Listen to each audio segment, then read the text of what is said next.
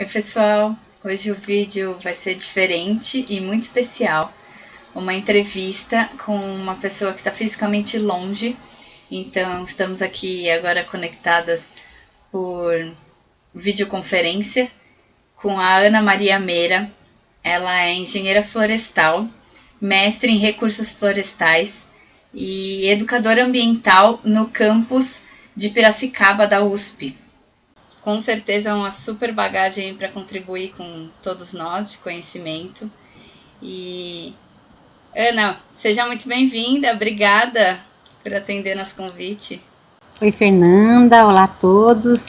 Eu agradeço muito a oportunidade, a possibilidade de dialogar, né, sobre as questões ambientais, em especial sobre resíduos, né, um tema tão polêmico, tão importante, tão atual e tão necessário, né, para o nosso cotidiano, né, para as nossas residências, para o nosso trabalho, para as nossas instituições e para o nosso estilo de vida. Então, tem muitos desafios, né, que precisam ser enfrentados nesse tema, e então me coloco aqui à disposição para que o diálogo seja bem gostoso e que possa, de fato, favorecer e que contribua, né, para internalizar diversos valores, né, de como é que a gente enfrenta de forma coletiva, e como é que a gente minimiza e como é que elimina diversos problemas ambientais aí trazidos pelo resíduo e pela nossa forma de consumo. Então vamos lá? Vamos embora!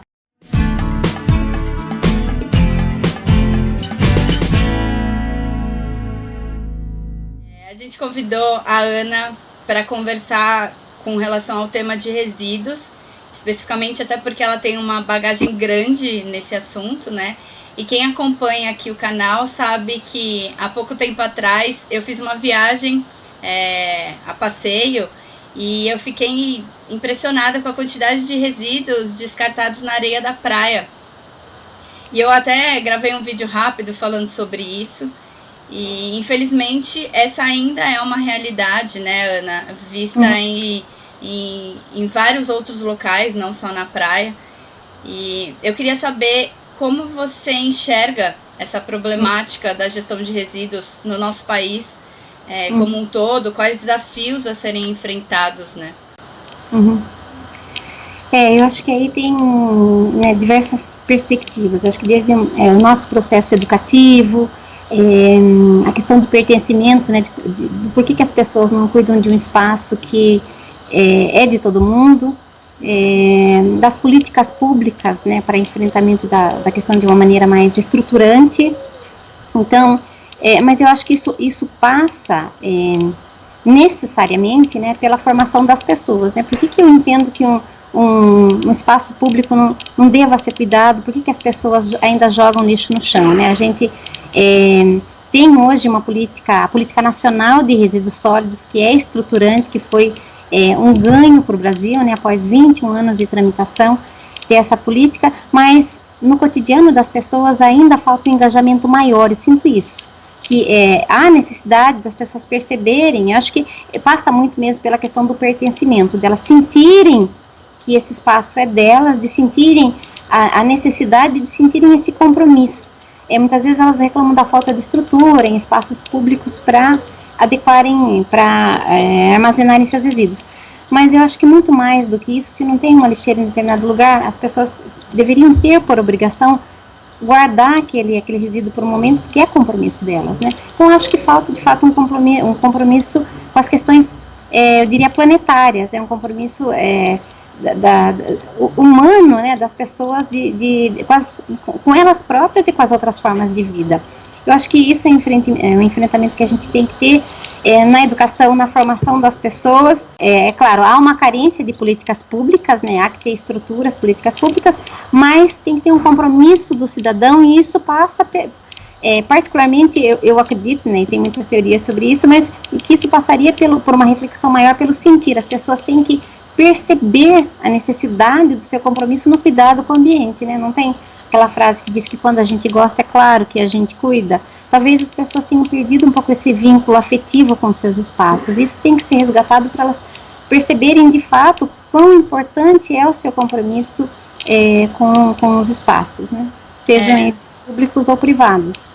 Você trouxe uma coisa que é interessante agora nessa sua última fala, que a gente conversa muito entre eu e a Adriana aqui, né, do MAP, sobre a fala do conhecer para proteger, né? Então, isso ainda falta, né, nas pessoas de uma maneira geral, o conhecer para proteger.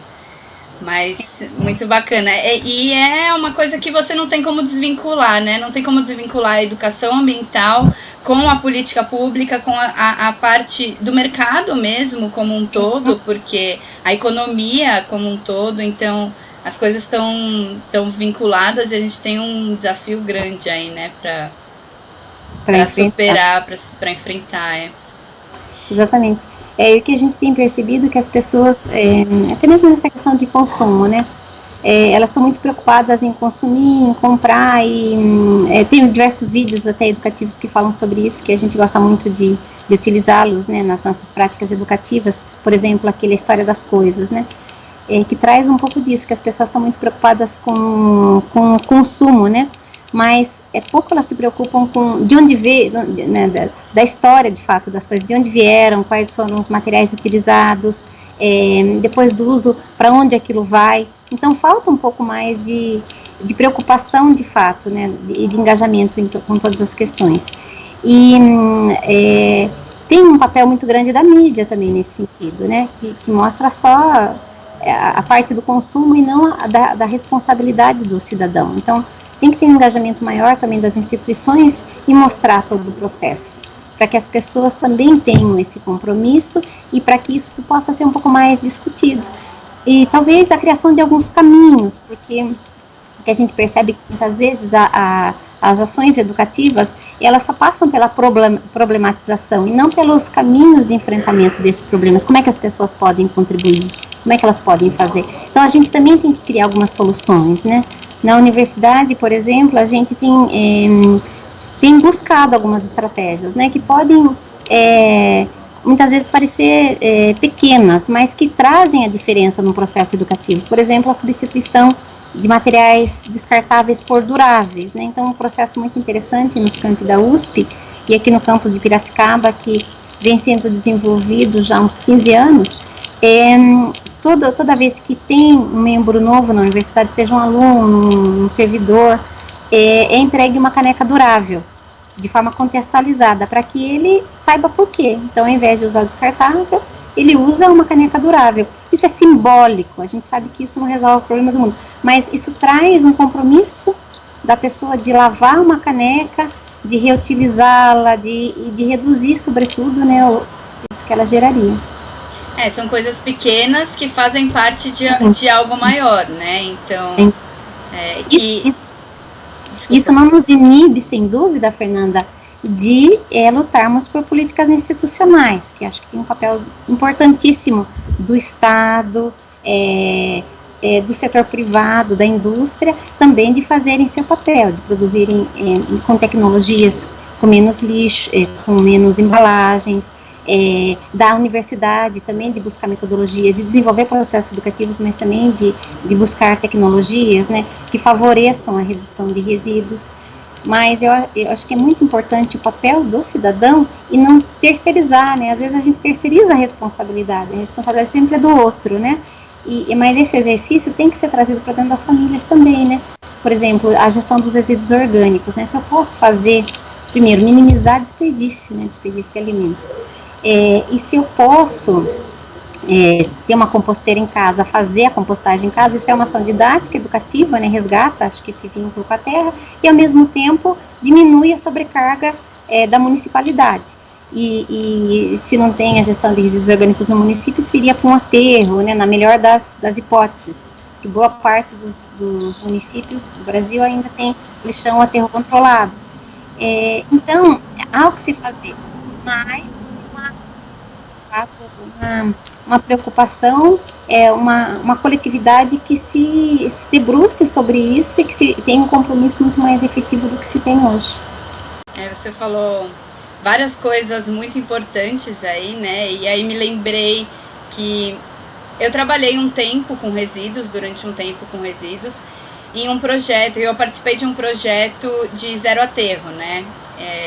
Em uma grande indústria.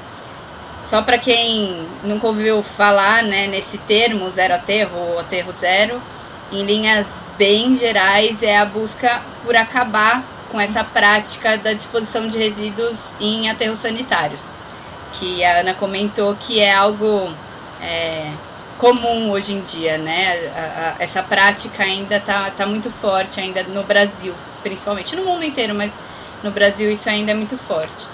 E eu vi na prática como que é difícil trazer a gestão do macro, né, aplicar a política nacional de resíduos sólidos, trazer isso para a prática no micro. Então, a gente tem diversos desafios, né, para enfrentar. Tem tanto o desafio tecnológico, né, porque muitos resíduos ainda não têm a tecnologia para reciclagem ou para tratamento ambientalmente adequado. E aí entra um problema desde a produção disso, né, desde a geração. E tem desafios de logística, de gerenciamento como um todo, propriamente dito, e o desafio da conscientização, da educação, do envolvimento das pessoas, pertencimento, que esse é realmente muito grande, né? Então, acho que eu falei muita coisa, mas como que você enxerga esse cenário, esse desafio de sair do papel da política pública e idealizar e tornar prático, né? Porque tem as duas partes, desde de fazer a política e depois de implementá-la, né? Como que você enxerga esse processo? Eu acho que a gente tem que buscar sempre, acho que a política nacional de resíduos sólidos é norteadora, né, desse processo. O sonho, né, acho que de toda a nação seria, de fato, deveria ser, né, buscar a erradicação. Primeiro, no Brasil a gente tem uma luta na política nacional que é a erradicação dos lixões, né, na melhor das hipóteses, a transformação em aterros sanitários. A transformação não, a instalação de aterros sanitários, né, com todas as especificações, mas o ideal ainda seria nem termos aterros sanitários, o que deveria acontecer, mas para nós ainda está num horizonte aí de longo prazo.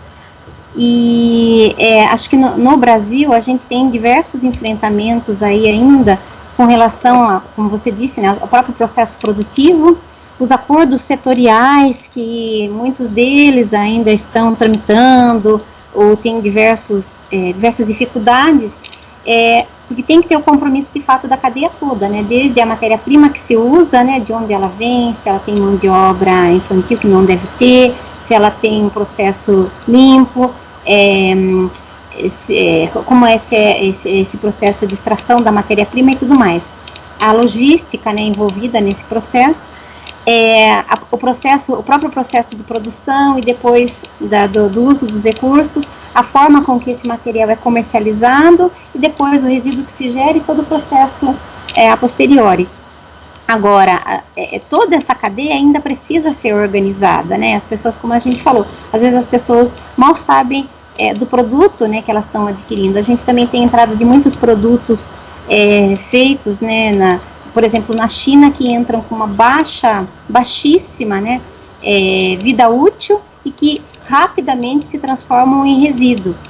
E a gente tem aí muitos acordos setoriais até muito mais difíceis de serem organizados, né, por conta desses materiais que entram no nosso país de uma forma menos rigorosa, né, e, sobretudo, eu acho que a organização dessa cadeia de logística para de fato comprometer, né, a indústria, a municipalidade, o cidadão, e para a gente ter o tratamento desses resíduos. E a gente sabe que muitos desses materiais acabam indo para um aterro, ou para o chão, ou para um aterro sanitário controlado, e que não precisariam ir, e poderiam, muito pelo contrário, voltar como matéria-prima, né, nesse processo produtivo. Agora, sim, falta também apoio governamental para que sejam instalados, né, e com menos tributação, talvez, indústrias recicladoras, porque o ciclo não fecha, né? A gente não tem em muitos municípios do Brasil, muitos estados do Brasil, a instalação de indústrias de reciclagem. Então, por mais que muitas vezes se incentive uma população a fazer a coleta seletiva, é muito custoso encaminhar esse material para um processo de reciclagem, de voltar para o ciclo. Então, há necessidade de uma estruturação de toda essa cadeia. Tem uma preocupação ainda, porque, ainda não, acho que em todo o circuito, mas como é que a gente organiza essa estrutura, de fato, esse espaço, né? Falta uma coisa muito importante também, até para elaborar os planos de gerenciamento de resíduos nos municípios, né? Nós temos boa parte dos municípios que ainda não elaboraram seus planos de gestão integrada de resíduos sólidos. E muitas vezes é por falta até de profissionais qualificados para elaborarem esses planos de resíduos. E aí, como é que o município enfrenta isso, né? Então, tem sim, acho que uma carência em toda essa estrutura, e cada um tem que fazer a sua parte. Então, o Ministério Público tem atuado, né, para ajudar a coordenar esses acordos setoriais, né, por exemplo, para a produção de uma lâmpada, né. Depois, como é que hoje os municípios têm carência, né, ou alguns passivos acabam ficando para as prefeituras. E não deveriam, né, porque um cidadão que comprou uma lâmpada fluorescente, por exemplo, ele teria que ter um mecanismo para devolvê-la, para isso voltar para o fabricante e para o tratamento, reciclagem, né, e as formas adequadas aí de encaminhamento desses materiais. Então, isso tem que ser pensado para cada uma das cadeias produtivas, porque senão é o cidadão que acaba pagando a conta, ou com a sua saúde, né, porque isso vai fazer algum mal, vai trazer algum mal para a saúde pública, né, seja pela disposição inadequada, seja pela poluição dos mananciais, né, do solo, da água e assim por diante, ou do ar, né. Nós precisamos repensar aí a nossa forma de consumo e de produção de resíduos, né, porque isso para a humanidade tem sido muito, para o planeta tem sido muito pesado, né. Se nós olharmos, né, há 30 anos atrás, a produção de lixo era de 500 gramas, ou até menor do que isso, né. Hoje, nós geramos em torno de 1 quilo de resíduos por habitante por dia. Em alguns estados, esse índice é até maior. E o quanto nós estamos usando de recursos, né, para produzir todo esse lixo. Pense que o planeta tem sido transformado, esse material que tem sido gerado, esse resíduo nessa transformação, tem se transformado em poluição, porque muito pouco desse material de fato volta para o ciclo produtivo. Então, o planeta não tem essa capacidade de absorver. Então, esse material fica acumulado na forma de poluição, sem voltar para uma cadeia produtiva, porque a gente nem sempre tem uma indústria organizada, né, para dar conta de absorver esse material, e toda vez extraindo matéria-prima para produzir novos produtos. Então, não é de fato um sistema que se sustente, né? A gente tem que pensar, porque hoje tem uma farra do consumo, né? As pessoas querem ter acesso, querem ter mais coisas, mas de fato, a que custo, né? Transformar essa cadeia produtiva que hoje é linear, né? Produzir Exatamente, e descartar, para uma cadeia produtiva circular, que isso precisa se sustentar, né? Sim. A gente sabe que circular, né, que necessariamente no nosso modo de produção não daria para de fato fechar, esse ciclo não fecha, mas teríamos mecanismos para que isso não fosse linear, pelo menos, né? Uhum. E como que o seu papel de educador ambiental e o seu trabalho dentro da USP agrega nesse processo como um todo, né? Então, hoje você participa do programa USP Recicla, né? E então eu queria que você contasse um pouco agora sobre o programa, sobre o que é o programa USP Recicla, ele surgiu.